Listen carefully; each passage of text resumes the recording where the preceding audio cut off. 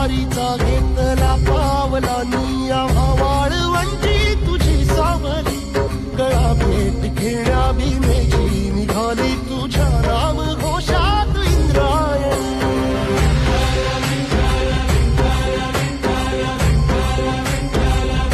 भिडे आसमंती ध्वजा वैष्णवांची उभी पंढरी आज नादावली तुझे नाव ओठी तुझे रूप धानी जीवाला तुझी आस गाला घरी